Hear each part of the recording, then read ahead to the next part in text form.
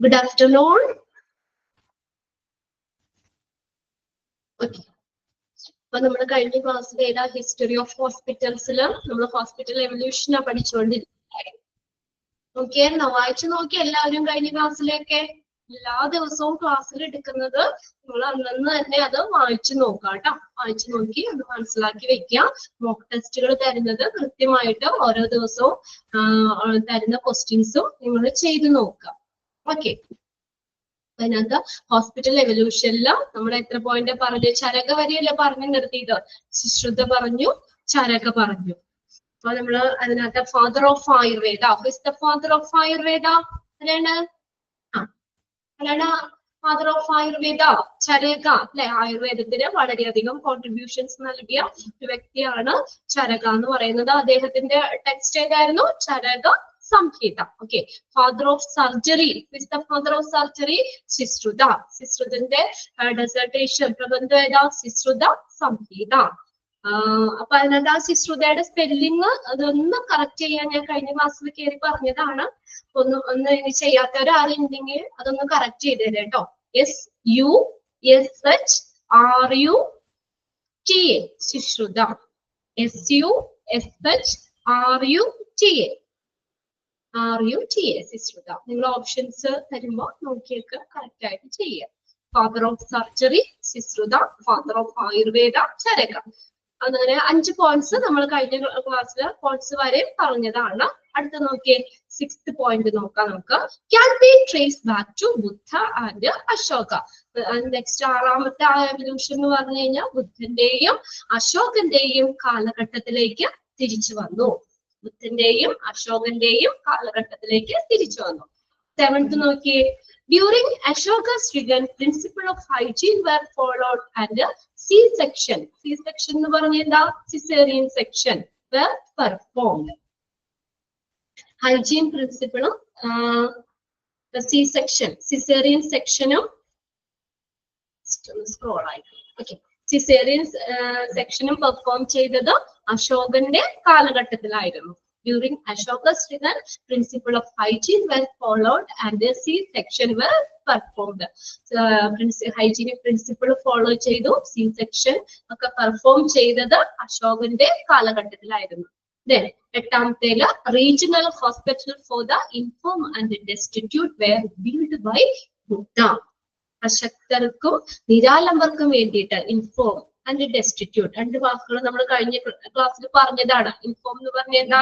അശക്തര്, ശക്തിയില്ലാത്തവര്. അശക്തർക്കും destitute നിരാലംബർക്കും വേണ്ടിയിട്ട് ഒരു regional hospital സ്ഥാപിച്ചത് ആരാണ്?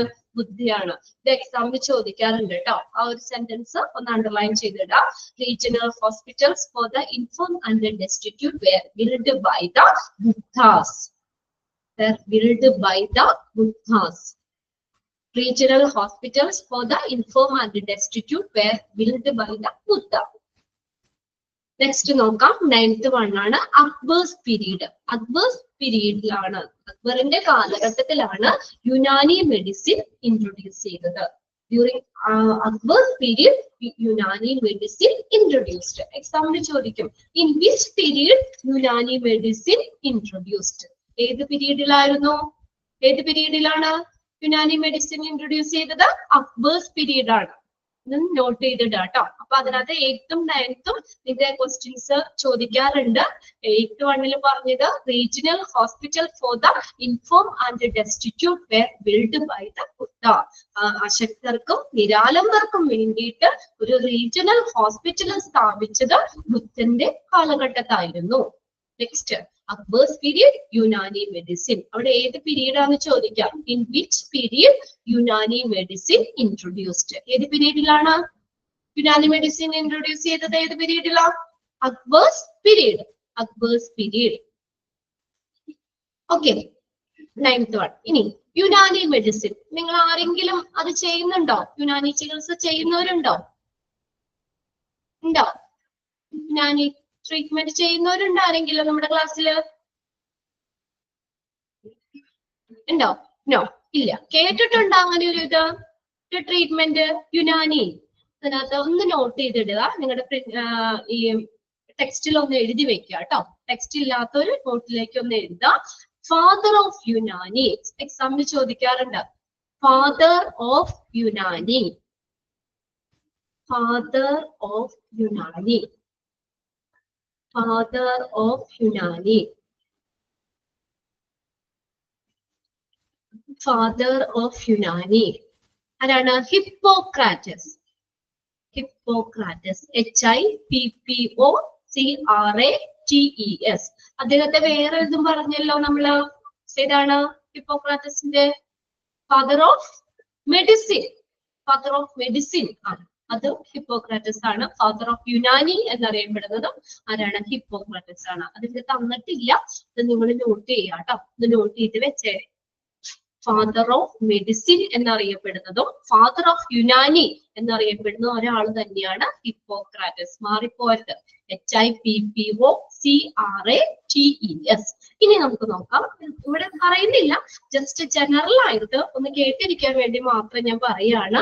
യുനാനി എന്ന് പറയുന്നത് ഗ്രീക്കിൽ നിന്ന് വന്ന ഒരു വൈദ്യശാസ്ത്രമാണ് യുനാനി എന്ന് പറയുന്നത്. യുനാനി പറയുന്നത് നമ്മുടെ മനുഷ്യ ശരീരത്തില് 4 ദ്രവങ്ങളുണ്ട് എന്നാണ്. അതായത് ബ്ലഡ് ഉണ്ട്, പ്ലം, പ്ലം എന്ന് പറഞ്ഞ കഫം എന്ന് പറയും, കഫം, plum, PHELGM, blood, plum, PHELGM, plum ഉണ്ട്, ബൈല്, ബൈല് എന്ന് പറഞ്ഞാൽ പിത്തം, ബൈല്, അടുത്തത് ബ്ലാക്ക് ബൈല്, കറുത്ത പിത്തം. അപ്പൊ യുനാനി പറയുന്നത് എന്താ? നമ്മുടെ മനുഷ്യ ശരീരത്തില് 4 ദ്രവങ്ങളുണ്ട്. ഏതൊക്കെയാ? Blood, phlegm, bile, black bile. രക്തമുണ്ട്, കഫമുണ്ട്, പിത്തമുണ്ട്, കറുത്ത പിത്തമുണ്ട്. അപ്പോ ഇതിന്റെ ഏതെങ്കിലും അളവിലോ അല്ലെങ്കിൽ സ്വഭാവത്തിലോ ഉണ്ടാകുന്ന വേരിയേഷൻസ് ആണ്, ഏറ്റക്കുറച്ചിലുകളാണ് രോഗം ഉണ്ടാക്കുന്നത്. അതാണ് യുനാനി പറയുന്നത്. യുനാനി എന്താ?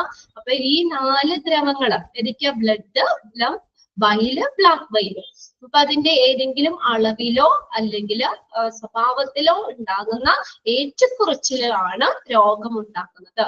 അപ്പൊ രോഗം എങ്ങനെ ഉണ്ടായി എന്ന് കണ്ടെത്തിയിട്ട് എന്ത് ചെയ്യുന്നു? ഈ 4 സംഗതികളും ബാലൻസ് ചെയ്യാനായിട്ട്, ബാലൻസ് ചെയ്യാൻ വേണ്ടി ചികിത്സിക്കുന്ന ഒരു രീതിയാണ് യുനാനി എന്ന് പറയുന്നത്.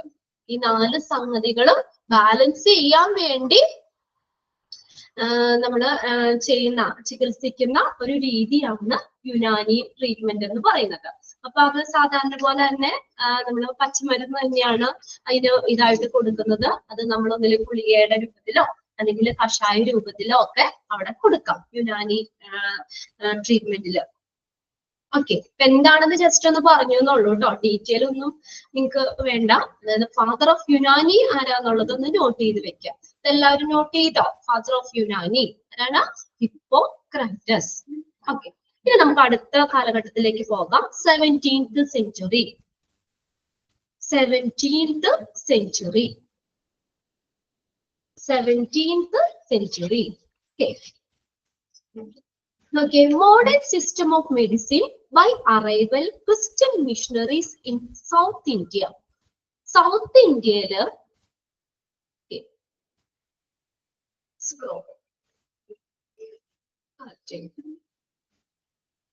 Okay. സൗത്ത് ഇന്ത്യയില് ക്രിസ്ത്യൻ മിഷണറീസിന്റെ വരവോടുകൂടി മെഡിസിനില് ഒരു ആധുനിക സമ്പ്രദായം നിലവിൽ വന്നു. Modern system of medicine by arrival Christian missionaries in south India. South ഇന്ത്യയില് ക്രിസ്ത്യൻ മിഷണറീസിന്റെ വരവോടുകൂടി മെഡിസിനില് ഒരു പുതിയൊരു സമ്പ്രദായം നിലവിൽ വന്നു. ഇവിടെ നോക്കാം, അടുത്ത പോയിന്റ് പറഞ്ഞിട്ടുണ്ട്. East India company established first hospital in 1664 is in Chennai.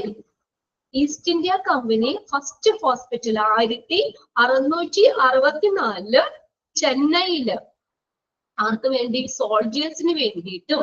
And in 1668 1668 സിവിലിയൻസിന് വേണ്ടിയിട്ട് ഈ east India company hospital establish ചെയ്തു.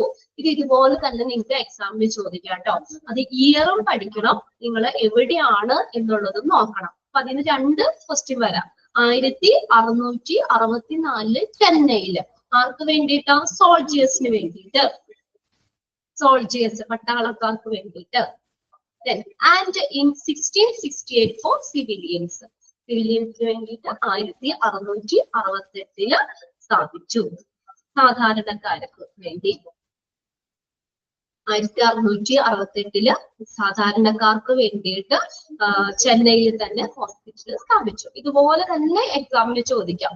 East India company established first hospital in 1664 in dash. എവിടെയാ?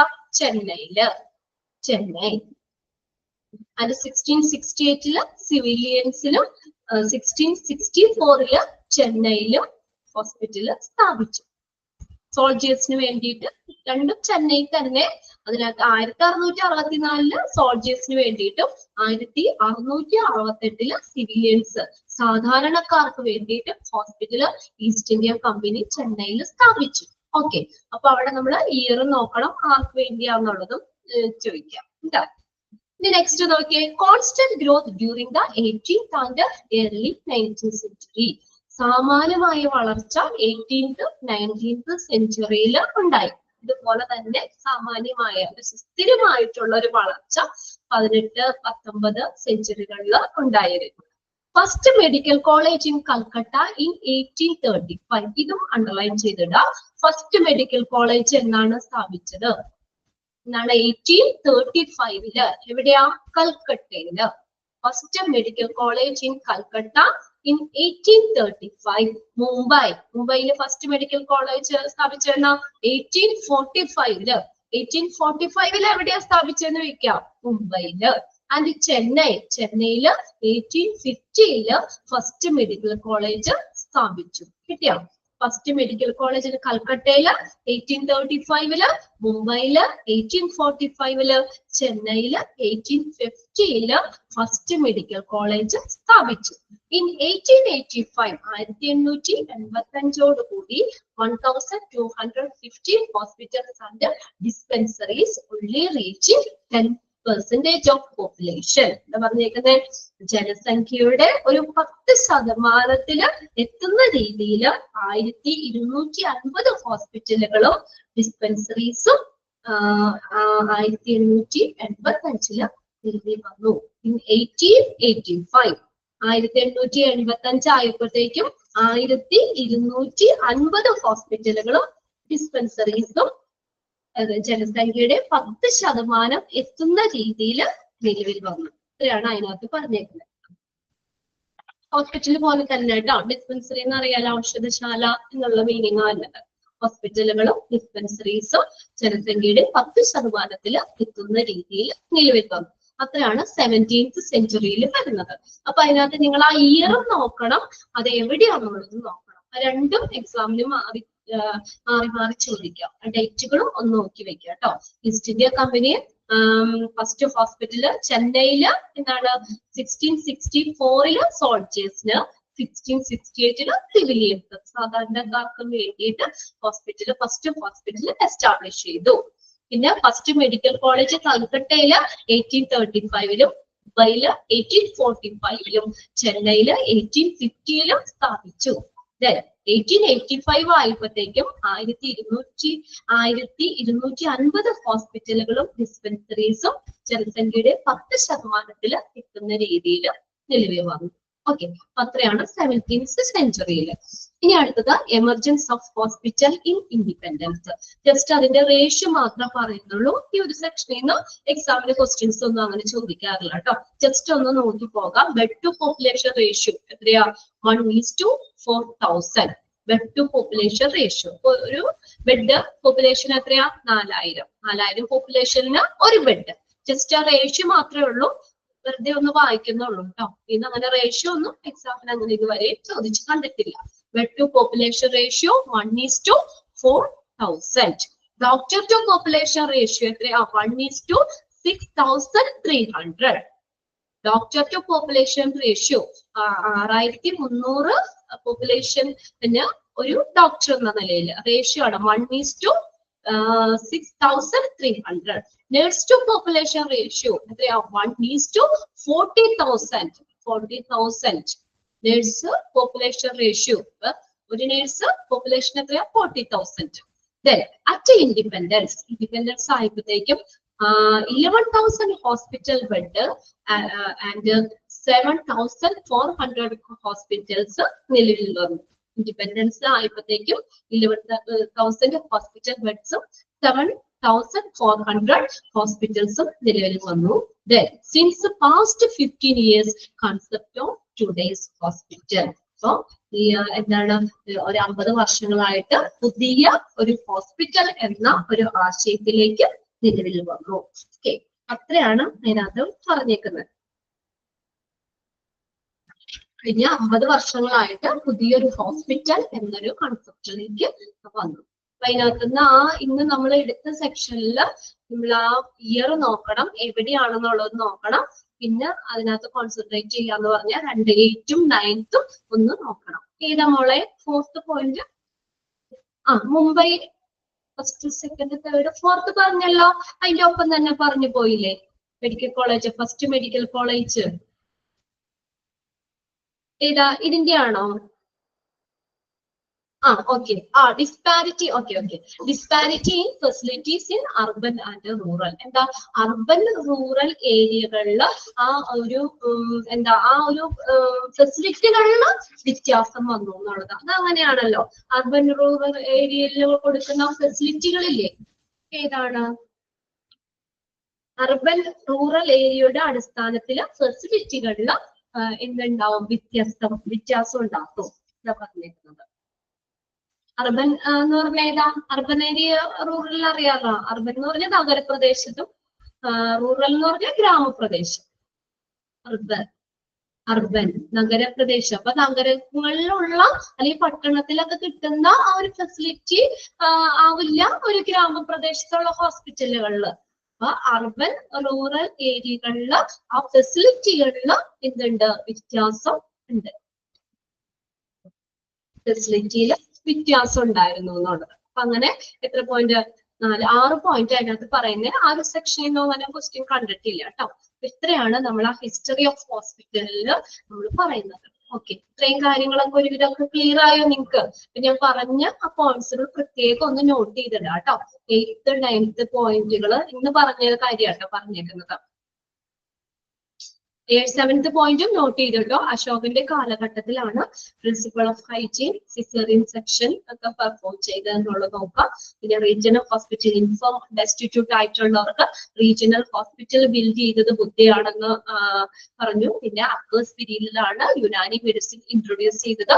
ഫാദർ ഓഫ് യുനാനി എന്നറിയപ്പെടുന്നത് ആരാണ്? ഹിപ്പോക്രാറ്റസ്. അത്രയും നോക്കുക. പിന്നെ 17th സെഞ്ചുറിയിൽ ആ ഒരു ഇയർ നിങ്ങൾ നോക്കണം, എവിടെയാണ് എസ്റ്റാബ്ലിഷ് ചെയ്തെന്നുള്ള ആ പ്ലേസും നോക്കണം. ഇത്രയും കാര്യങ്ങളൊക്കെ ഉള്ളൂ ഒരു ചാപ്റ്ററിൽ. നമ്മുടെ 2nd ചാപ്റ്റർ കവർ ചെയ്തിട്ടുണ്ട് കേട്ടോ. ഇനി അടുത്ത് നമ്മൾ പോകുന്നത് 3rd ചാപ്റ്ററിലേക്കാണ്, ബ്ലഡ് ബാങ്ക്. ഇതൊന്ന് ഷെയർ ചെയ്തിട്ടാ കേട്ടോ.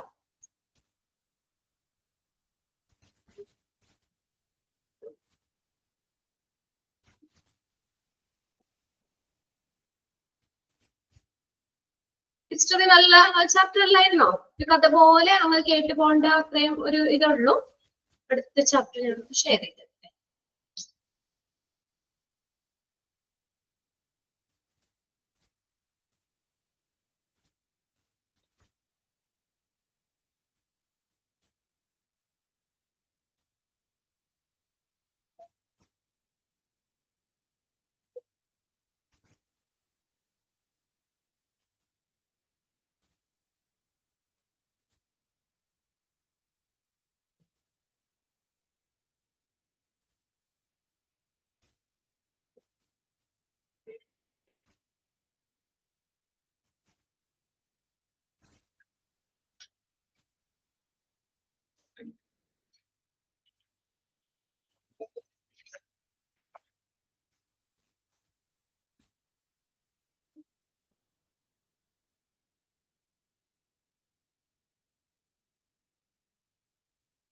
ഇവിടെ ഷെയർ ചെയ്തിട്ടേക്കുന്ന സ്ക്രീൻ നിങ്ങൾക്ക് കാണാൻ പറ്റുന്നുണ്ടോ? ക്ലിയർ ആണോ എന്ന് നോക്കി. ഓക്കെ, ക്ലിയർ ആണ് അല്ലെ? ബ്ലഡ് ബാങ്ക് ഹോസ്പിറ്റലിലെ ഒരു ഡിപ്പാർട്ട്മെന്റ് ആണ്, സപ്പോർട്ടീവ് ഡിപ്പാർട്ട്മെന്റ് ആണ് ബ്ലഡ് ബാങ്ക് എന്ന് പറയുന്നത്. പിന്നെ നമ്മൾ ഇനിയുള്ള ചാപ്റ്ററുകൾ ഇപ്പൊ നമ്മൾ നിങ്ങളുടെ ഡിഫറെന്റ് ഡിപ്പാർട്ട്മെന്റ്സ് നിങ്ങൾ പഠിച്ചു തുടങ്ങിയില്ലേ? ഡിഫറെന്റ് ഡിപ്പാർട്ട്മെന്റ് തുടങ്ങിയോ? നിഷ ടീച്ചർ ക്ലാസ്സിൽ വന്നായിരുന്നോ? നിഷ മാം ക്ലാസ്സിൽ ഇന്നാന്ന് തോന്നുന്നു ടീച്ചറിന്റെ ഫസ്റ്റ് ക്ലാസ്. എന്തായാലും നിങ്ങൾ ഡിഫറെന്റ് ഡിപ്പാർട്ട്മെന്റ്സ് ഒക്കെ പഠിക്കാണ്ട്. അപ്പൊ അതിലെന്ന് പറഞ്ഞാൽ കോമൺ ആയിട്ട് എല്ലാ ഡിപ്പാർട്ട്മെന്റുകളെയും ആ ചാപ്റ്ററിൽ പരിചയപ്പെടുത്തുന്നുണ്ട്. പിന്നെ നമ്മൾ ഡീറ്റെയിൽ ആയിട്ട് ഓരോ ഡിപ്പാർട്ട്മെന്റ് വൈസ് നിങ്ങൾക്ക് പഠിക്കാണ്ട്. അതിനകത്ത് ഹോസ്പിറ്റലിലെ ഒരു സപ്പോർട്ടീവ് ഡിപ്പാർട്ട്മെന്റ് ആണ് ബ്ലഡ് ബാങ്ക് എന്ന് പറയുന്നത്. ഡീറ്റെയിൽ ആയിട്ട് പഠിക്കാനുണ്ട് കേട്ടോ. ബ്ലഡ് ട്രാൻസ്ഫ്യൂഷൻ, നമ്മുടെ ഗ്രൂപ്പുകള്, കാര്യങ്ങള് എല്ലാം ഡീറ്റെയിൽ ആയിട്ട് ഈ ചാപ്റ്ററിൽ നമുക്ക് പഠിക്കാനുണ്ട്. Fourth chapter classification of hospital. വേറെ ഡിപ്പാർട്ട്മെന്റ് ഉണ്ട്. ഫിഫ്ത് ചാപ്റ്റർ ഡിഫറെന്റ് ഡിപ്പാർട്ട്മെന്റ് ആണെങ്കിൽ അതിനകത്ത് പല ഡിപ്പാർട്ട്മെന്റുകൾ നിങ്ങൾ പഠിക്കും. മൊത്തത്തില് ഹോസ്പിറ്റലിലെ പല ഡിപ്പാർട്ട്മെന്റുകൾ ഉണ്ട്. അതിന്റെ നമ്മൾ ഓരോ ഡിപ്പാർട്ട്മെന്റും നമുക്ക് ഡീറ്റെയിൽ ആയിട്ട് പഠിക്കാനുണ്ട്. Blood bank, CSST, radiology, dietary, dialysis, ഇങ്ങനെ ഓരോ ഡിപ്പാർട്ട്മെന്റ് നിങ്ങൾക്ക് പഠിക്കാനുണ്ട്.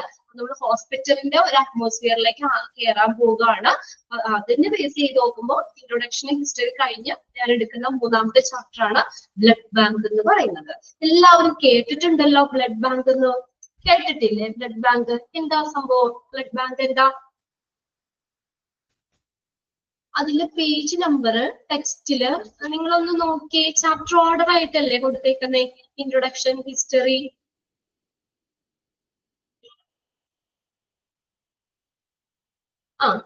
ഓർഡർ എന്ന് പറഞ്ഞ ഓക്കെ, നിങ്ങളുടെ ആ മൊഡ്യൂൾ വൈസ് ആയിരിക്കും നിങ്ങളുടെ ടെക്സ്റ്റിൽ കിടക്കുന്നത് അല്ലേ?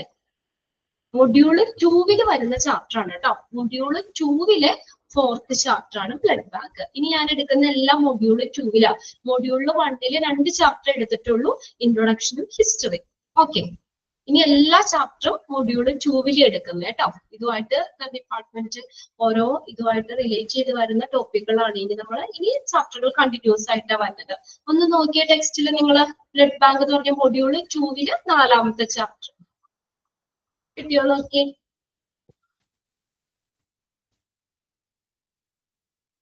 ഓക്കെ, കിട്ടിയോ ടെക്സ്റ്റില്?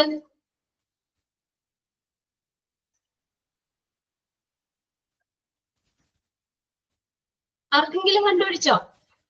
ഉണ്ടെങ്കിൽ ഒന്ന് പേജ് നമ്പർ ഒന്ന് ഷെയർ ചെയ്ത് കൊടുത്തേ. 26 കേട്ടാ. 26 ആണ് page number. Okay, page number 26 എടുക്കാം. എല്ലാവരും കേട്ടിട്ടുണ്ട് ബ്ലഡ് ബാങ്ക് എന്ന് പറയുന്നത്. ഇത് ഹോസ്പിറ്റലിലെ ഒരു സപ്പോർട്ടീവ് ഡിപ്പാർട്ട്മെന്റ് ആണ്. എന്താ ബ്ലഡ് ബാങ്ക് എന്ന് പറഞ്ഞാൽ? സിമ്പിൾ ആയിട്ട് പറയുകയാണെങ്കിൽ ബ്ലഡ് ബാങ്ക് എന്ന് പറഞ്ഞാൽ ബ്ലഡ് കളക്ട് ചെയ്യുന്ന സ്ഥലമാണ് ബ്ലഡ് ബാങ്ക്. നമുക്ക് പല ഇതിനകത്ത് സർജറി ചെയ്യുമ്പോഴോ ആക്സിഡൻസ് ഒക്കെ പറ്റുമ്പോഴോ ഒക്കെ നമുക്ക് ബ്ലഡ് ട്രാൻസ്ഫ്യൂസ് ചെയ്യേണ്ടി വരും. ഇപ്പൊ നമുക്ക് ബ്ലഡ് നമ്മുടെ ശരീരത്തിൽ നിന്ന് കുറെ ബ്ലഡ് പോയി കഴിഞ്ഞാൽ അല്ലെങ്കിൽ സർജറി ഒക്കെ ചെയ്യുമ്പോൾ നിങ്ങൾക്ക് അറിയാം, അപ്പൊ ആ സമയത്ത് നമ്മുടെ ബ്ലഡ് ആവശ്യമായിട്ട് വരും.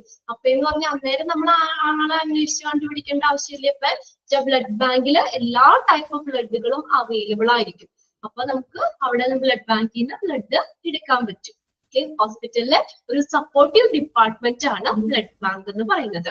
ഇനി രണ്ട് കാര്യങ്ങൾ ഇൻട്രൊഡക്ഷനിലേക്ക് കടക്കുന്നതിന് മുന്നേ ജനറൽ ആയിട്ട് ഞാൻ പറയാം. അപ്പൊ ബ്ലഡ് കളക്ട് ചെയ്യുന്ന സ്ഥലമാണെന്ന് പറഞ്ഞു ബ്ലഡ് ബാങ്ക് എന്ന് പറയുന്നത്. അപ്പൊ നമ്മള് ബ്ലഡ് ഡൊണേറ്റ് ചെയ്യുന്ന ആള് അദ്ദേഹത്തെയാണ് ഡോണർ എന്ന് പറയുന്നത്.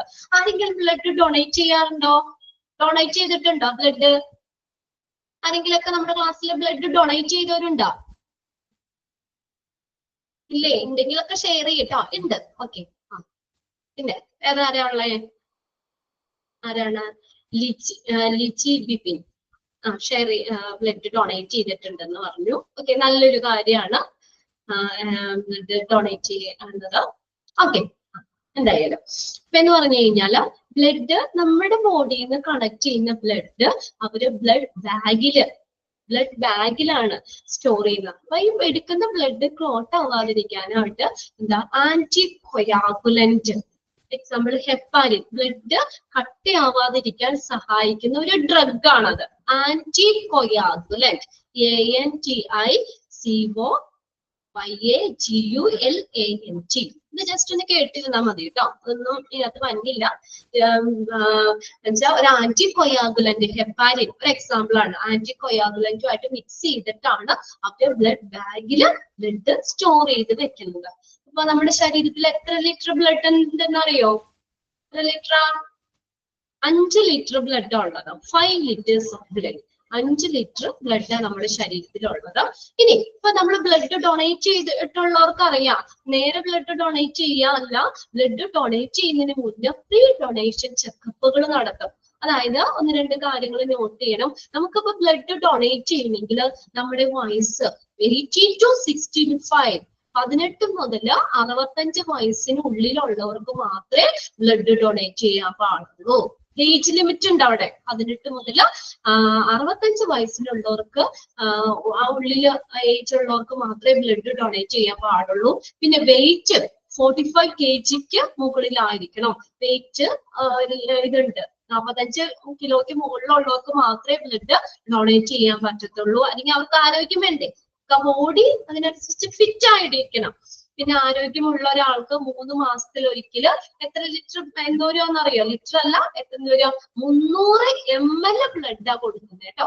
ഒരു പ്രാവശ്യം ബ്ലഡ് ഡൊണേറ്റ് ചെയ്യുമ്പോൾ 300 ml ബ്ലഡ് എന്താണ് എടുക്കുന്നത്. ഒരു മെയിൽസിലാണെങ്കിൽ ഒരു പ്രാവശ്യം ഡൊണേറ്റ് ചെയ്ത് കഴിഞ്ഞിട്ട് ഒരു 90 ദിവസം കഴിയുമ്പോൾ നെക്സ്റ്റ് ഡൊണേഷൻ ചെയ്യാൻ പറ്റും. എന്നാൽ ഫീമെയിൽസിന്റെ കാര്യത്തിൽ ചെറിയ വേരിയേഷൻ ഉണ്ട്. അവർക്ക് ഒരു 120ഓളം ദിവസം, 120 days കഴിഞ്ഞിട്ടാണ് നെക്സ്റ്റ് ഡൊണേഷൻ ചെയ്യുന്നത്. ഇനിയിപ്പോ നമ്മൾ ബ്ലഡ് നമ്മൾ പറഞ്ഞത് ഒരു ബാഗിൽ ആന്റി കൊയാഗുലന്റുമായിട്ട് മിക്സ് ചെയ്ത് ഒരു ബാഗിലാണ് അവർ സ്റ്റോർ ചെയ്യണമെന്ന് പറഞ്ഞു. ഇനി നമ്മുടെ ബ്ലഡിൽ അത് ഡീറ്റെയിൽ പഠിക്കാണ്ട്, അപ്പൊ പറയാം 4 കമ്പോണൻസ് ഉണ്ട് ബ്ലഡില്. RBC ഉണ്ട്, WBC ഉണ്ട്, പ്ലേറ്റ്ലെറ്റ് ഉണ്ട്, പ്ലാസ്മ ഉണ്ട്. ബ്ലഡിലെ കമ്പോണൻസ്.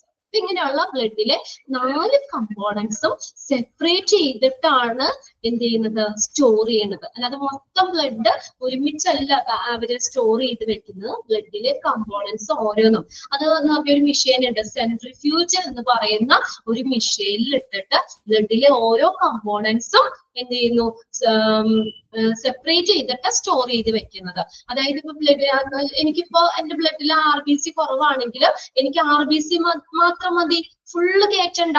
അതില് ബ്ലഡില് RBC മാത്രം എനിക്ക് ട്രാൻസ്ഫ്യൂസ് ചെയ്താൽ മതി. ഇനിയിപ്പോ WBC കുറവെങ്കിൽ അവർക്ക് എന്ത് ചെയ്താൽ മതി, WBC മാത്രം ട്രാൻസ്ഫ്യൂസ് ചെയ്താൽ മതി. പ്ലേറ്റ്ലെറ്റ് കുറവുള്ളെങ്കിൽ പ്ലേറ്റ്ലെറ്റ് മാത്രം ട്രാൻസ്ഫ്യൂസ് ചെയ്താൽ മതി. അപ്പൊ അങ്ങനെ ഓരോ കമ്പോണൻസും സെപ്പറേറ്റ് ചെയ്ത്, അതായത് ആ സെൻട്രിഫ്യൂജ് എന്ന് പറയുന്ന മെഷീനിലിട്ട് സെപ്പറേറ്റ് ചെയ്തിട്ടാണ് അവർ ബ്ലഡ് ബാങ്കിൽ അവര് സ്റ്റോർ ചെയ്ത് വെക്കുന്നത്. അങ്ങനെ കുറച്ച് നമ്മൾ പറയാനല്ലോ, നമ്മൾ ബ്ലഡ് ട്രാൻസ്ഫ്യൂസ് ചെയ്യുന്നതിന് മുന്നേ നമ്മൾ എന്താ പ്രീ ഡൊണേഷൻ ചെക്കപ്പ് നടത്തണം എന്ന് പറഞ്ഞു. ഏതൊക്കെയാ പ്രീ ഡൊണേഷൻ ചെക്കപ്പ്? നമ്മുടെ ബോഡി അതിന് ഹെൽത്തി ആണോ എന്ന് അറിയണം, അല്ലെ? ഹെൽത്തിയും ഫിറ്റും ആണോ? ബ്ലഡ് കൊടുക്കാൻ ബോഡിക്ക് അതിനുള്ള ഇതുണ്ടോ? ഏജ് നമ്മൾ പറഞ്ഞു 18 to 65 വയസ്സിന് ഇടയിലായിരിക്കണം. Wait 45 kg മുകളിലായിരിക്കണം. നമ്മുടെ ഫിസിക്കലി മെന്റലി നമ്മൾ സ്ട്രോങ് ആയിരിക്കണം. പിന്നെ ഒരു കാര്യം എന്ന് പറഞ്ഞാൽ കമ്മ്യൂണിക്കബിൾ ഡിസീസ്, എന്തെങ്കിലും നമുക്ക് വിട്ടുമാറാത്ത കമ്മ്യൂണിക്കബിൾ ഡിസീസ് ഉണ്ടോ എന്നുള്ളതൊക്കെ ചെക്ക് ചെയ്തതിന് ശേഷമാണ് ബ്ലഡ് ട്രാൻസ്ഫ്യൂസ് ചെയ്യാൻ പറ്റുള്ളൂ. അതൊക്കെ നിങ്ങൾക്ക് ഡീറ്റെയിൽ ആയിട്ട് വരുന്നുണ്ട്. കോമൺ ആയിട്ട് ഇത്രയും കാര്യങ്ങളൊന്നും പറഞ്ഞിരുന്നുള്ളൂ. അപ്പൊ അതിനകത്ത് ഫസ്റ്റ് നിങ്ങളൊന്ന് നോട്ട് ചെയ്ത് വെക്കണം, എന്താണ് ബ്ലഡ് ബാങ്ക്. ബ്ലഡ് ബാങ്ക് എന്ന് പറഞ്ഞാൽ എന്താ? ബ്ലഡ് സ്റ്റോർ ചെയ്യുന്ന ഒരു സ്ഥലമാണ് ബ്ലഡ് ബാങ്ക് എന്ന് പറയുന്നത്. അതിനകത്ത് നിങ്ങൾ അതൊന്ന് നോട്ട് ചെയ്ത് വെച്ചാൽ മതി. അവിടെ വരുന്നുണ്ട്, കറക്റ്റ് ആയിട്ട് ഡെഫിനേഷൻ ആയിട്ടില്ല എങ്കിലും ഒന്ന് നോട്ട് ചെയ്യുക. ഹോസ്പിറ്റൽ ലബോറട്ടറി ഒരു ഭാഗമാണ്, ബ്ലഡ് സ്റ്റോർ ചെയ്യുന്ന സ്ഥലമാണ് ബ്ലഡ് ബാങ്ക്. അത്രയെങ്കിലും ഒന്ന് നോക്കി വെക്കുക. ബാക്കി അവിടെ ഡീറ്റെയിൽ വരുന്നുണ്ട് കേട്ടോ. ഞാൻ നോട്ട് ചെയ്യാൻ പറഞ്ഞ ഒരു കാര്യം, സ്റ്റഡി ഓഫ് ബ്ലഡ്, ബ്ലഡിനെ കുറിച്ചുള്ള പഠനം അറിയപ്പെടുന്നത് ഹെമറ്റോളജി. നോട്ട് ചെയ്തിട്ട് അവിടെ സ്റ്റഡി ഓഫ് ബ്ലഡ് നിങ്ങളുടെ ടെക്സ്റ്റിൽ തന്നെ എഴുതി വെച്ചാൽ മതി. Study of blood is called hematology. HEMATOLOGY hematology. HEMATOLOGY hematology. Note ചെയ്താത് ബ്ലഡ് സ്റ്റോർ ചെയ്യുന്ന സ്ഥലമാണ് ബ്ലഡ് ബാങ്ക് എന്ന് പറഞ്ഞു. പിന്നെ ബ്ലഡിനെ കുറിച്ചുള്ള പഠനം, അതൊരു ക്വസ്റ്റ്യൻ പേപ്പർ ചോദിച്ചിട്ടുണ്ട് കേട്ടോ. Study of blood is called dash. എന്താണ്? ഹെമറ്റോളജി. നിങ്ങളുടെ ടെക്സ്റ്റ് തന്നിട്ടില്ല, അതൊന്ന് നോട്ട് ചെയ്തിട്ടോ. Haematology, HEMATOLOGY. ഓക്കെ, ഇനി ഇൻട്രൊഡക്ഷനിലേക്ക് പോകാം. കുറേ കാര്യങ്ങൾ ഈ ചാപ്റ്റർ പഠിക്കാണ്ട്, നമുക്ക് ഓരോന്നായിട്ട് പഠിക്കാം. ഫസ്റ്റ് നോക്കിയേ, ഇൻട്രൊഡക്ഷൻ.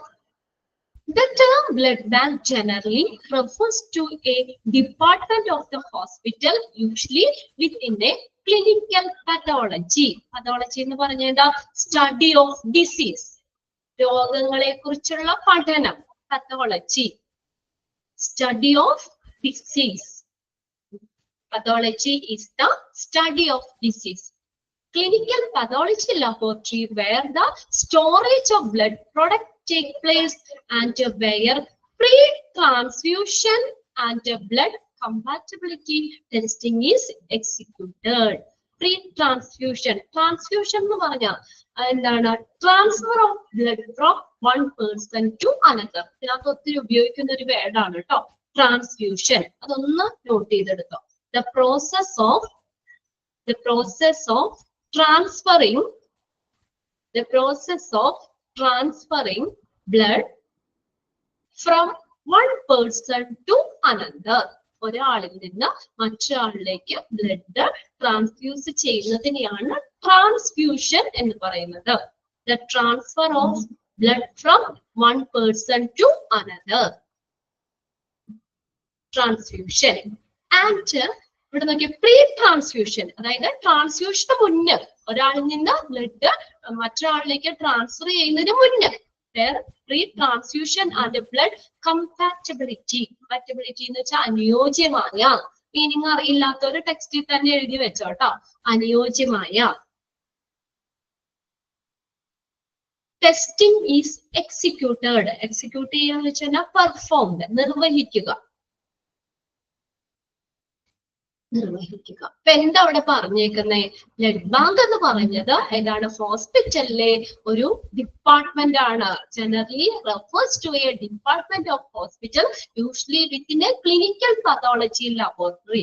ക്ലിനിക്കൽ പതോളജി ലാബോറട്ടറിയുടെ ഉള്ളിൽ വരുന്ന ഹോസ്പിറ്റലിലെ ഒരു ഡിപ്പാർട്ട്മെന്റ് ആണ്. ഇവിടെ എന്താ ചെയ്യുന്നേ? Where the storage of blood product take place. അവിടെ ബ്ലഡ് സ്റ്റോർ ചെയ്യാണ്.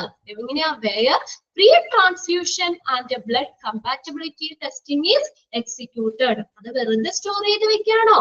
ബ്ലഡ് പ്രീ ട്രാൻസ്ഫ്യൂഷന് മുന്നേ അനുയോജ്യമായിട്ടുള്ള ടെസ്റ്റുകളൊക്കെ നടത്തി നമ്മൾ നിർവഹിച്ച് ബ്ലഡ് സ്റ്റോർ ചെയ്ത് വെക്കുന്ന ക്ലിനിക്കൽ പതോളജി ലബോറട്ടറിയുടെ ഉള്ളിൽ വരുന്ന ഹോസ്പിറ്റലിലെ ഒരു ഡിപ്പാർട്ട്മെന്റ് ആണ് ബ്ലഡ് ബാങ്ക് എന്ന് പറയുന്നത്.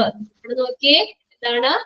അനുയോജ്യമായ പ്രീ ട്രാൻസ്ഫ്യൂഷൻ. ട്രാൻസ്ഫ്യൂഷന് മുന്നേ ഒരാളിൽ നിന്ന് മറ്റൊരാളിലേക്ക് ബ്ലഡ് ട്രാൻസ്ഫർ ചെയ്യുന്നതിനെയാണ് ട്രാൻസ്ഫ്യൂഷൻ എന്ന് പറഞ്ഞു. അപ്പൊ ആ ട്രാൻസ്ഫ്യൂഷന് മുന്നേ അനുയോജ്യമായിട്ടുള്ള ടെസ്റ്റുകളൊക്കെ നടത്തി ബ്ലഡ് സ്റ്റോർ ചെയ്ത് വെക്കുന്ന ക്ലിനിക്കൽ പതോളജി ലബോറട്ടറിയുടെ ഉള്ളിൽ വരുന്ന ഒരു ഹോസ്പിറ്റലിലെ ഡിപ്പാർട്ട്മെന്റ് ആണ് ബ്ലഡ് ബാങ്ക് എന്ന് പറയുന്നത്. ഇപ്പൊ നമ്മള് ബ്ലഡ് കൊടുക്കണമെങ്കിലും നമ്മൾ സ്വീകരിക്കണമെങ്കിലും ഒക്കെ എന്താണ്, നമ്മൾ ആ ഗ്രൂപ്പുകളൊക്കെ അതിന്റെ ട്രാൻസ്ഫ്യൂഷൻ ടെസ്റ്റുകൾ ചെയ്യും. നമ്മുടെ സെയിം ഗ്രൂപ്പ് മാച്ചുള്ളവർക്ക് മാത്രമേ കൊടുക്കാൻ പറ്റുള്ളൂ, അല്ലെങ്കിൽ നമുക്ക് മാച്ച് ആയിട്ടുള്ള ഗ്രൂപ്പുകൾ മാത്രമേ നമുക്ക് വാങ്ങാൻ പറ്റുള്ളൂ. അത് ഓരോ ഗ്രൂപ്പുകളും, ബ്ലഡ് ഗ്രൂപ്പിന് 4 ബ്ലഡ് ഗ്രൂപ്പും അതിന്റെ ഡീറ്റെയിൽ ഒക്കെ നമുക്ക് പഠിക്കാനുണ്ട് കേട്ടോ. ഇനി അന്നേരം നമുക്ക് ബാക്കിയുള്ളത് നോക്കാം.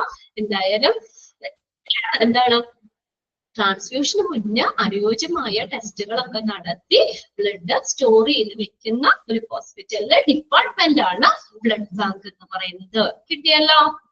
Okay, blood banking involves task related to. ഇനി നോക്കി ഇവിടെ എന്തൊക്കെ ടാസ്കുകളാണ് നടക്കുന്നത്? ബ്ലഡ് കളക്ഷൻ, ബ്ലഡ് കളക്ട് ചെയ്യുന്നു. പ്രോസസിങ് പല പ്രോസസ്സുകൾ നടത്തുന്നു. അതായത് ഓരോ ഗ്രൂപ്പുകൾ നോക്കുന്നു, അതിന്റെ ആന്റിജൻ ആന്റിബോഡി ഏതൊക്കെയാണ്, ഓരോ ഗ്രൂപ്പുകൾ ഏതാണ് എന്നൊക്കെ ഉള്ളതൊക്കെ നോക്കുന്നു. അങ്ങനെ പല പ്രോസസ്സുകൾ നടത്തുന്നു. പിന്നെ അത് ടെസ്റ്റിംഗ്, പല ടെസ്റ്റ്, അതായത് ഓരോ ഗ്രൂപ്പ് നോക്കും, ഏതൊക്കെയാണ് ഓരോ ഗ്രൂപ്പ്, അതിന്റെ ഗ്രൂപ്പുകള്, അതിന്റെ പിന്നെ RH പോസിറ്റീവ് ആണോ നെഗറ്റീവ് ആണോ, അതൊക്കെ നമുക്ക് ഡീറ്റെയിൽ പഠിക്കാം കേട്ടോ.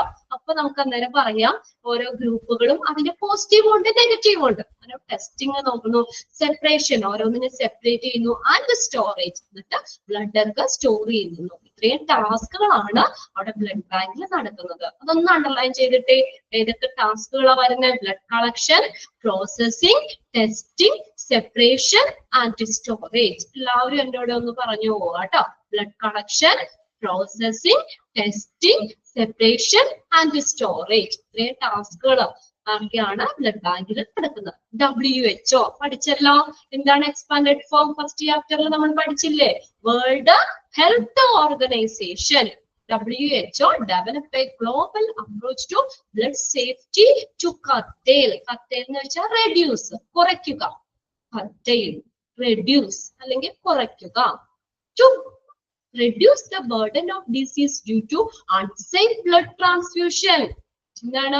അൺസേഫ് ആയിട്ടുള്ള ബ്ലഡ് ട്രാൻസ്ഫ്യൂഷൻ വഴി ഉണ്ടാകുന്ന ആ രോഗങ്ങളെ കുറയ്ക്കുന്നതിന് വേണ്ടിയിട്ട് ബ്ലഡ് സേഫ്റ്റിയുമായി ബന്ധപ്പെട്ട് WHO ഒരു ഗ്ലോബൽ അപ്രോച്ച് കൊണ്ടുവന്നിട്ടുണ്ട്. നമുക്ക് സേഫ് അല്ല, അൺസേഫ് ആയിട്ടുള്ള ബ്ലഡ് ട്രാൻസ്ഫ്യൂഷൻ ആണെങ്കിൽ നമുക്ക് പല രോഗങ്ങളും ഉണ്ടാകും, ആളുകൾ മരിക്കുന്നത് വരെ ചാൻസ് ഉണ്ടാവും. അതുകൊണ്ട് വളരെ ശ്രദ്ധിച്ച് ചെയ്യേണ്ട ഒരു കാര്യമാണ്. നമ്മുടെ കറക്റ്റ് മാച്ച് ആയിട്ടുള്ള ഗ്രൂപ്പിൽ നിന്ന് മാത്രമേ ബ്ലഡ് നമുക്ക് ഡൊണേറ്റ് ചെയ്യാൻ പറ്റുള്ളൂ, അല്ലെങ്കിൽ റിസീവ് ചെയ്യുമ്പോഴൊക്കെ അങ്ങനെയാണ്.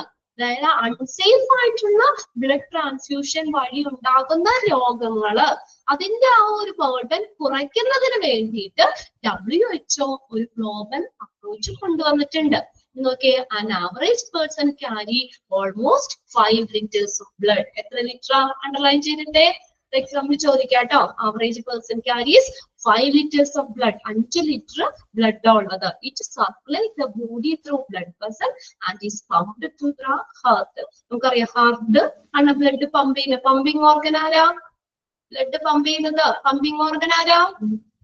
ഹാർട്ട്, ഹൃദയമാണ് അല്ലെ ബ്ലഡ് പമ്പ് ചെയ്യുന്നത്. അപ്പൊ ആ ഹൃദയം പമ്പ് ചെയ്യുന്ന ബ്ലഡ് എല്ലാ ബ്ലഡ് വെസൽസിൽ കൂടെ നമ്മുടെ ബോഡിയുടെ എല്ലാ ഭാഗത്തേക്കൊക്കെ പോകുന്നു. അങ്ങനെ 5 ലിറ്ററോളം ബ്ലഡ് എപ്പോഴും നമ്മുടെ ബോഡിയിൽ ഇങ്ങനെ സർക്കുലേറ്റ് ചെയ്തുകൊണ്ടിരിക്കുക. സർക്കുലേഷൻ ഇപ്പൊ നിങ്ങൾ പഠിച്ചല്ലേ? എന്താ സർക്കുലേഷൻ?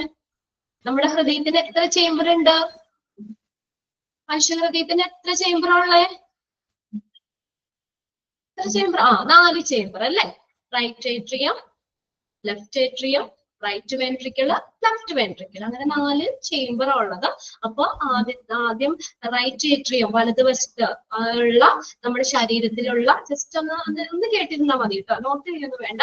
നമ്മുടെ ശരീരത്തിലുള്ള പല ഭാഗത്തുള്ള അശുദ്ധമായിട്ടുള്ള രക്തം ഹൃദയത്തിന്റെ റൈറ്റ് ഏട്രിയം വലത് ഏട്രിയത്തിലേക്ക് വന്ന് അത് നേരെ റൈറ്റ് വെൻട്രിക്കിളിലേക്ക് വന്ന് അവിടെ നിന്ന് എങ്ങോട്ടാ പോകുന്നത്? ലങ്സിലേക്ക് പോകും.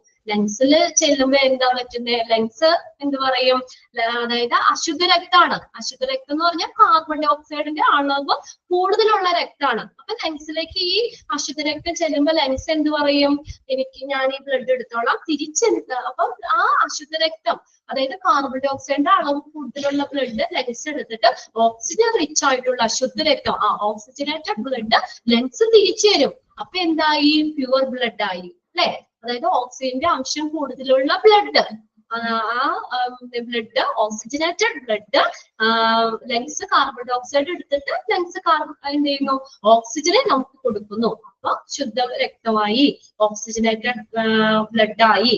അത് നേരെ ഏതാണ്? ലെഫ്റ്റ് ഏട്രിയത്തിലേക്ക് വന്ന് ലെഫ്റ്റ് വെൻട്രിക്കിളിലേക്ക് വന്നിട്ട് അത് മഹാധമനി അയോർട്ട വഴിയാണ് ശരീരത്തിന്റെ വിവിധ ഭാഗങ്ങളിലേക്ക് പോകുന്നത്. ഇതാണ് ബ്ലഡ് സർക്കുലേഷൻ എന്ന് പറയുന്നത്. ഇതൊക്കെ നിങ്ങൾ കുഞ്ഞു ക്ലാസ്സിൽ പഠിച്ചതാണ്. അപ്പൊ എന്തായാലും ബ്ലഡ് പമ്പ് ചെയ്യുന്ന ഹൃദയം പമ്പ് ചെയ്യുന്ന ബ്ലഡ് 5 ലിറ്ററോളം ബ്ലഡ് നമ്മുടെ ബോഡിയിൽ കൂടെ ഇങ്ങനെ ബ്ലഡ് വെസൽസിൽ കൂടെ ഇങ്ങനെ സർക്കുലേറ്റ് ചെയ്യാണ്. ഓക്കെ, അത്രയും കാര്യങ്ങളാണ് ഇൻട്രൊഡക്ഷനിൽ പറഞ്ഞത്. അപ്പൊ നമ്മള് ഏതാണ് ബ്ലഡ് ബാങ്ക് എന്താണെന്നുള്ളത് പറഞ്ഞു. പിന്നെ ബ്ലഡ് ബാങ്കിൽ എന്തൊക്കെ ടാസ്കുകളാണെന്നുള്ളത് പറഞ്ഞു. WHO ഓൾറെഡി നമ്മൾ പഠിച്ചിട്ടുണ്ട്. വേൾഡ് ഹെൽത്ത് ഓർഗനൈസേഷൻ അത് പറഞ്ഞു. പിന്നെ അതിനകത്ത് 5 ലിറ്ററോളം ബ്ലഡ് ആണ് മനുഷ്യ ശരീരത്തിലുള്ളതെന്ന് പറഞ്ഞു. സ്റ്റഡി ഓഫ് ബ്ലഡ്, ഹെമറ്റോളജി, പിന്നെ അത്രയും കാര്യങ്ങളാണ് അതിനകത്ത് പറയുന്നത്. പിന്നെ ട്രാൻസ്ഫ്യൂഷൻ, അത് ഒന്ന് നോട്ട് ചെയ്തു നമ്മൾ. Transfusion, process of transferring blood from one person to another, that is transfusion. അത്രയും കാര്യങ്ങളാണ് ഇൻട്രൊഡക്ഷനിൽ പറഞ്ഞത്. ഇനി നോക്കിയേ, what are the main functions? Blood ബാങ്കിന്റെ ഫങ്ഷൻസ് എന്തൊക്കെയാണ്?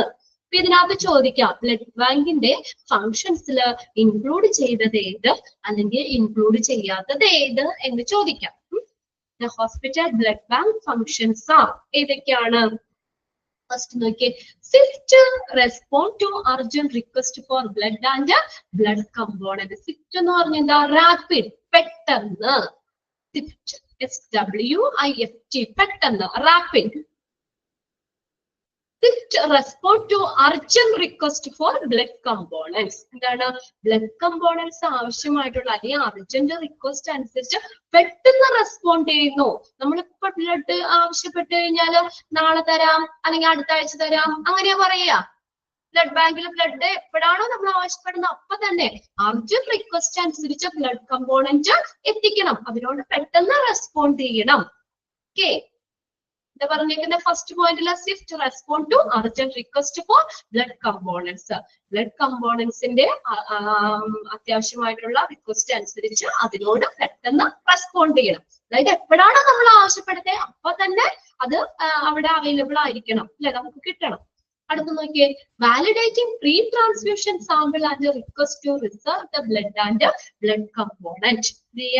വാലിഡേറ്റിംഗ്, വാലിഡേറ്റിംഗ് എന്ന് പറഞ്ഞാൽ ചെക്ക് ചെയ്യുക.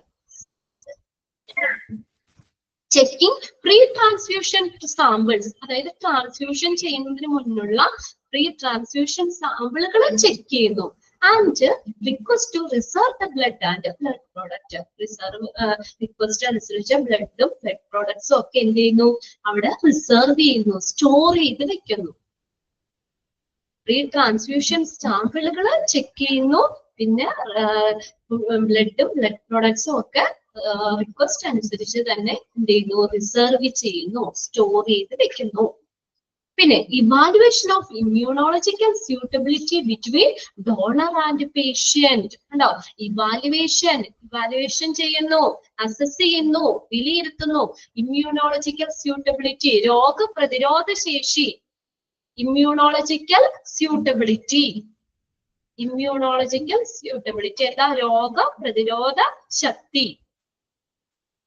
Evaluation of immunological suitability between donor and patient. ഡോണറും പേഷ്യന്റും. ഡോണർ എന്ന് പറഞ്ഞ ആരാ ഡോണർ? ബ്ലഡ് ഡൊണേറ്റ് ചെയ്യുന്ന ആളാണ് ഡോണർ, അല്ലെ? അത് സ്വീകരിക്കുന്ന ആളാണ് പേഷ്യന്റ്, റെസിപ്പിയന്റ് അല്ലെ പേഷ്യന്റ്. അപ്പൊ ആ ഡോണറും പേഷ്യന്റും തമ്മിലുള്ള രോഗപ്രതിരോധ ശേഷി എന്ത് ചെയ്യുന്നു? ഇവാലുവേറ്റ് ചെയ്യുന്നു, അസസ് ചെയ്യുന്നു. ഇമ്മ്യൂണോളജിക്കൽ സ്യൂട്ടബിലിറ്റി, രോഗപ്രതിരോധ ശേഷി എന്ത് ചെയ്യുന്നു? ഡോണറും പേഷ്യന്റ്. ഞാനിപ്പോ പേഷ്യന്റ് ആണ്, എനിക്ക് ആരുടെങ്കിലും ബ്ലഡ് വാങ്ങണമെങ്കിൽ ഞാനും എന്താ പറയാ എനിക്ക് ബ്ലഡ് ഡോണർ ഇല്ലേ തരാന്ന് പറഞ്ഞ അവർക്കടെയും തമ്മിലുള്ള ഞങ്ങൾ രണ്ടുപേരും തമ്മിലുള്ള സ്യൂട്ടബിലിറ്റി, അതായത് ഞാൻ വാങ്ങുമ്പോ എന്റെ ബ്ലഡ് ഗ്രൂപ്പും അയാളും ഇവിടെ മാച്ച് ആവണമല്ലോ. അവർ തമ്മിലുള്ള ഒരു രോഗപ്രതിരോധപരമായിട്ടുള്ള രോഗപ്രതിരോധ ശക്തി എന്ത് ചെയ്യുന്നു? മനസ്സിലാക്കുന്നു, ഇവാലുവേഷൻ നടത്തുന്നു. Immunological suitability between donor and patient. അടുത്ത നോക്കിയേ, choosing of suitable blood component free for each clinical condition. എന്താ? ക്ലിനിക്കൽ കണ്ടീഷൻ പരിശോധിച്ച ശേഷമുള്ള blood component sample. Clinical condition നോക്കാണ്. ബ്ലഡ് കമ്പോണന്റിന്റെ സാമ്പിള് പരിശോധിച്ച ശേഷമുള്ള ക്ലിനിക്കൽ കണ്ടീഷൻ നോക്കണം. Choosing of suitable blood component for each clinical condition, അതായത് ബ്ലഡ് കമ്പോണന്റിന്റെ സാമ്പിള് പരിശോധിച്ച ശേഷമുള്ള ക്ലിനിക്കൽ ചികിത്സാപരമായിട്ടുള്ള ക്ലിനിക്കൽ ആയിട്ടുള്ള കണ്ടീഷൻ എങ്ങനെയാണെന്ന് നോക്കണം. അടുത്ത നോക്കി, caution delivery and handling of blood component. ഇതിനി എങ്ങനെയാ നമ്മൾ ഈ ബ്ലഡ് കൈകാര്യം ചെയ്യലും അതിന്റെ ഒക്കെ വളരെ ശ്രദ്ധിച്ചു വേണമെന്ന്. Caution delivery and handling of blood components വളരെ ശ്രദ്ധിച്ച്. കോഷൻ എന്ന് വെച്ച് കഴിഞ്ഞാൽ സേഫ് എന്നുള്ളതാട്ടോ, എഴുതി വെച്ചോ. സേഫ്, സുരക്ഷിതമായിട്ട് ഡെലിവറി ചെയ്യണം. ബ്ലഡ് കമ്പോണന്റിന്റെ കൈകാര്യവും അത് ഡെലിവറി ഒക്കെ വളരെ ശ്രദ്ധിച്ചു വേണം. Safe delivery and handling of blood component, അത് കൈകാര്യം ചെയ്യുമ്പോഴും എങ്ങനെയാ വളരെ ശ്രദ്ധിച്ച് സേഫ് ആയിട്ട് തന്നെ കൈകാര്യം ചെയ്യണം, ഡെലിവറി ചെയ്യണം. അടുത്ത് നോക്കിയ inventory and stock management of blood and its elements, ബ്ലഡിന്റെയും അതുപോലെ തന്നെ അതിലെ എലമെന്റ്സ് കമ്പോണന്റ്സിന്റെ ഒക്കെ സ്റ്റോക്ക്, ഇൻവെന്ററി എന്ന് പറഞ്ഞ വിവര പട്ടിക, വിവരങ്ങള്, സ്റ്റോക്ക് മാനേജ്മെന്റ്, ഇതെല്ലാം കറക്റ്റ് ആയിട്ട് ചെയ്യണം. Inventory and stock management of blood and its elements, ബ്ലഡിന്റെയും അത് ഘടകങ്ങളുടെയും ഒക്കെ വിവര പട്ടികകള്, ആ സ്റ്റോക്ക്, അതെല്ലാം എന്താ കറക്റ്റ് ആയിട്ട് ചെയ്യണം. പിന്നെ അടുത്ത് നോക്കിയേ ലാസ്റ്റ് പോയിന്റ് ഏതാ, communication with the establishment. Blood establishment എന്ന് പറഞ്ഞാൽ ബ്ലഡ് തരുന്ന സ്ഥാപനങ്ങളില്ലേ, അതാണ് ബ്ലഡ് എസ്റ്റാബ്ലിഷ്മെന്റ്, ബ്ലഡ് തരുന്ന സ്ഥാപനം, ബ്ലഡ് എസ്റ്റാബ്ലിഷ്മെന്റ്. ഇപ്പൊ കുറച്ച് യൂത്ത് പിള്ളേരൊക്കെ കൂടിയിട്ട് ഇങ്ങനെ ബ്ലഡ് ഒക്കെ ഡൊണേറ്റ് ചെയ്യുന്ന ഒരു സംഭവങ്ങളില്ലേ, ചില സംഘടനകള്, അതുപോലെയൊക്കെയുള്ള ബ്ലഡ് തരുന്ന ഒരു സ്ഥാപനം, അവരുമായിട്ട് വലിയൊരു കമ്മ്യൂണിക്കേഷൻ ഉണ്ടായിരിക്കണം എന്ന്. അപ്പൊ നമുക്കിപ്പോ ബ്ലഡ് ബാങ്കിൽ ഏതെങ്കിലും ബ്ലഡ് ഒക്കെ കുറവാണെങ്കിൽ നമുക്ക് അവരുമായിട്ട് കണക്ട് ചെയ്ത് കഴിഞ്ഞാൽ ബ്ലഡ് നമുക്ക് എടുക്കാലോ, അതാണ്. അപ്പൊ അതുകൊണ്ട് അവരുമായിട്ട്, ആ ബ്ലഡ് നമുക്ക് തരുന്ന സ്ഥാപനവുമായിട്ട് നല്ലൊരു കമ്മ്യൂണിക്കേഷൻ ഉണ്ടായിരിക്കണം. ഇത്രയാണ് ബ്ലഡ് ബാങ്കിന്റെ ഫംഗ്ഷൻ വരുന്നത്. ഇതിനകത്തുനിന്ന് നിങ്ങൾക്ക് എക്സാമിന് ബ്ലഡ് ബാങ്കിന്റെ ഫംഗ്ഷൻസിൽ ഇൻക്ലൂഡ് ചെയ്തത് ഏത് അല്ലെങ്കിൽ ഇൻക്ലൂഡ് ചെയ്യാത്തത് ഏതെന്ന് ക്വസ്റ്റ്യൻ ചോദിക്കാം. ഓക്കെ, നിങ്ങൾക്ക് അതൊന്ന് നിങ്ങൾ ഓരോ സെക്ഷൻ എടുക്കുമ്പോൾ അതിന് ഏത് രീതിയിൽ ക്വസ്റ്റ്യൻ ചോദിക്കാം എന്നുള്ളതും കൂടി ഒന്ന് മനസ്സിലാക്കി പഠിക്കാം. ഈ പോയിന്റ്സ് തന്നതിൽ നിന്ന് നമുക്ക് എന്താ, which of the following is included in the functions of blood bank, അല്ലെങ്കിൽ which of the following is not included in the function of blood bank, അങ്ങനെ രണ്ട് രീതിയിൽ ഇതിന് ക്വസ്റ്റ്യൻ ചോദിക്കാം. ഓക്കെ, അപ്പൊ ബ്ലഡ് ബാങ്കിന്റെ ഫംഗ്ഷൻസിൽ ഇൻക്ലൂഡ് ചെയ്തത് ഏതെന്നോ ഇൻക്ലൂഡ് ചെയ്യാത്തത് ഏതെന്നോ ക്വസ്റ്റ്യൻ ആയിട്ട് ചോദിക്കാം. പോയിന്റ്സുകളൊന്നും നോക്കി എത്ര പോയിന്റ് ഉണ്ട്, 7 പോയിന്റ്സ് ആ പറഞ്ഞേക്കുന്നത്. പോയിന്റ്സുകൾ ക്ലിയർ ആണോ എന്ന് നോക്കിയേ.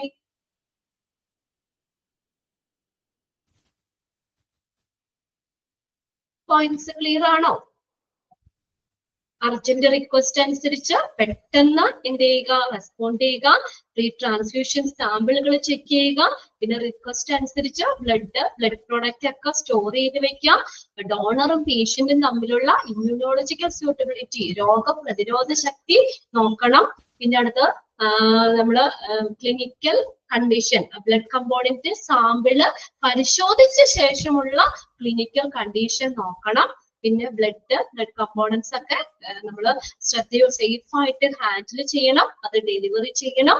പിന്നെ സ്റ്റോക്കുകള്, വിവരപ്പട്ടികകള്, സ്റ്റോക്ക് മാനേജ്മെന്റ്, ഇതൊക്കെ ബ്ലഡ് സംബന്ധിച്ചതൊക്കെ കറക്റ്റ് ആയിട്ട് ചെയ്യണം. പിന്നെ ബ്ലഡ് എസ്റ്റാബ്ലിഷ്മെന്റും ആയിട്ട് കമ്മ്യൂണിക്കേഷൻ ചെയ്യണം. ക്ലിയർ ആയോ? അത്രയും പോയിന്റ്സ്, 7 പോയിന്റ്സ് പറയുന്നുണ്ട്. ജസ്റ്റ് ഇതൊന്ന് വായിച്ചാൽ നിങ്ങൾക്ക് ഇതിനകത്ത് ബ്ലഡ് ബാങ്കിന്റെ ഫംഗ്ഷൻസിൽ ഇൻവോൾവ് ചെയ്യുന്നതാണോ എന്ന് മനസ്സിലാക്കാൻ പറ്റുള്ളേ. ക്ലിയർ ആയോ? ഓക്കെ, പോയിന്റ്സ് ക്ലിയർ ആണോ? ആരുമില്ലേ ഇവിടെ? ഓക്കെ, ശ്രുതിയൊക്കെ തമ്മിട്ടു. ജസ്റ്റ് നിങ്ങൾ ആരെങ്കിലൊക്കെ ഒന്ന് തമ്മിട്ടാലാണ് ക്ലിയർ ആയോ, നമുക്ക് അടുത്ത ഇതിലേക്ക് പോകാൻ പറ്റുള്ളൂ എന്നുള്ളത്. ഒരു ചെറിയ 2-3 പോയിന്റ്സ് കൂടി പറഞ്ഞിട്ട് നിർത്താം. ലൊക്കേഷൻ ആണ് ഇനി എവിടെ ആയിരിക്കണം. നിങ്ങൾ ഇനി ഹോസ്പിറ്റലിലൊക്കെ ചെല്ലൂലേ, അപ്പൊ ഈ ബ്ലഡ് ബാങ്ക് ഒക്കെ കാണുമ്പോൾ നിങ്ങൾ നോക്കണം കേട്ടോ, നമ്മൾ പഠിച്ചതൊക്കെ ആണോ അവിടെ അതുപോലെ ആണോ എന്നുള്ളതൊക്കെ ഒന്ന് ചെക്ക് ചെയ്ത് നോക്കണം. First Nokia location typically should be situated on the ground floor. താരതമ്യേന ഏറ്റവും അഭികാമ്യം, ബ്ലഡ് ബാങ്ക് വെക്കാനായിട്ട് ഏറ്റവും അഭികാമ്യം എന്ന് പറയുന്നത് ഏത് ഫ്ലോർ ആണ്? Ground floor. എക്സാമിന് ചോദിക്കാം, ഇതുപോലെ തന്നെ ചോദിക്കും, അണ്ടർലൈൻ ചെയ്തിടാം കേട്ടോ. typically should be situated on the dash floor. Blood bank typically should be situated on the dash floor. താരതമ്യേന ഏറ്റവും അഭികാമ്യം ഗ്രൗണ്ട് ഫ്ലോറിൽ വെക്കുന്നതാണ്. ഓപ്ഷൻ ഉണ്ടോ? First floor, third floor, top floor, ground floor. ഏത് ആൻസർ എഴുതാം നമ്മള്? ഏതാണ് ആൻസർ? ഏതാ? Ground floor. ഓക്കെ, ടിപ്പിക്കലി എന്നുള്ള മീനിങ് എന്താ? താരതമ്യേന ഏറ്റവും അഭികാമ്യം ഗ്രൗണ്ട് ഫ്ലോറിൽ വെക്കുന്നതാണ്. ഇങ്ങനെ തന്നെ ക്വസ്റ്റ്യൻ ചോദിക്കും കേട്ടോ. Blood bank typically should be situated on the ground floor. Clear ആയോ? ക്ലിയർ ആണോ? യെസ്. രണ്ടാമത്തെ നോക്കി, ഈസി വിസിബിലിറ്റി. ഇനി അത് പെട്ടെന്ന് കാണാൻ പറ്റുന്നതായിരിക്കണം. ഈസി വിസിബിലിറ്റി, നമുക്ക് പെട്ടെന്ന് കാണാൻ പറ്റണം. നമ്മൾ അന്വേഷിച്ച് ഇങ്ങനെ നടക്കരുത്. അയ്യോ ബ്ലഡ് ബാങ്ക് എവിടെയാന്നൊക്കെ ഇങ്ങനെ നോക്കി അന്വേഷിച്ച് നടക്കാനുള്ള അവസ്ഥ വരരുത്. നമ്മൾ വളരെ എമർജൻസി ആയിട്ടാണ് ബ്ലഡ് ബാങ്കുമായിട്ട് കോണ്ടാക്ട് ചെയ്യേണ്ടി വരുന്നത് നമുക്ക്, അല്ലെ? ഒരു ബന്ധപ്പെടേണ്ടി വരിക എന്ന് പറയുന്നത്. അപ്പൊ നമ്മൾ പെട്ടെന്ന് എല്ലാവർക്കും കാണാവുന്ന രീതിയിലായിരിക്കണം.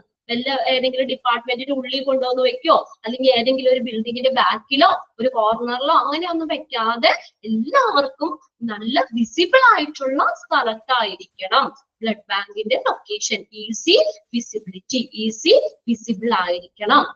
ഓക്കെ, കിട്ടിയോ? ഈസി വിസിബിലിറ്റി, ഈസി വിസിബിൾ ആയിരിക്കണം. 2 പോയിന്റ്സ് ക്ലിയർ ആയോ? ഗ്രൗണ്ട് ഫ്ലോറിലായിരിക്കണം. രണ്ടാമത്തെ എന്താ പറഞ്ഞ? ഈസി വിസിബിലിറ്റി, പെട്ടെന്ന് കാണാൻ പറ്റുന്നതായിരിക്കണം. ഇനി മൂന്നാമത്തെ പോയിന്റ് എന്താ പറഞ്ഞേക്കുന്നത്? In near proximately with the emergency department OT complex. ഏതാ? Operation theatre, operation theatre complex, hospital clinical department. ഇതിനോടൊക്കെ ഏറ്റവും അടുത്തായിരിക്കണം. ഇപ്പൊ emergency department, operation theatre complex, hospital clinical department, ഇതിനോടൊക്കെ ഏറ്റവും അടുത്തായിരിക്കണം ബ്ലഡ് ബാങ്ക്.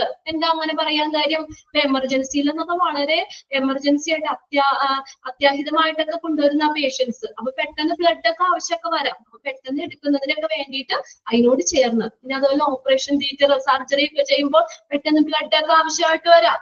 അപ്പൊ നമ്മളിപ്പോ ഈ ഡിപ്പാർട്ട്മെന്റ് ഇവിടെയും ഓപ്പറേഷൻ തിയേറ്റർ വേറെ ഒരിടത്തുവാണെങ്കിൽ അത്രയും ദൂരം ബ്ലഡ് കൊണ്ടുപോകാൻ എത്തിക്കണ്ടേ? അപ്പൊ അതുകൊണ്ട് ഇവിടെയൊക്കെ നമുക്ക് ബ്ലഡ് പെട്ടെന്ന് ആവശ്യം വേണ്ടി വരുന്ന സ്ഥലമാണ്. അപ്പൊ അങ്ങോട്ടേക്ക് ബ്ലഡ് പെട്ടെന്ന് എത്തിക്കാൻ വേണ്ടിയിട്ട് നമുക്ക് ഇതിനോടൊക്കെ ചേർന്നായിരിക്കണം. In near proximately with the emergency department, operation theatre complex, hospital clinical department, ഇതിനോടൊക്കെ ഏറ്റവും ചേർന്നായിരിക്കണം. മൂന്നാമത്തെ പോയിന്റ് ക്ലിയർ ആയോ?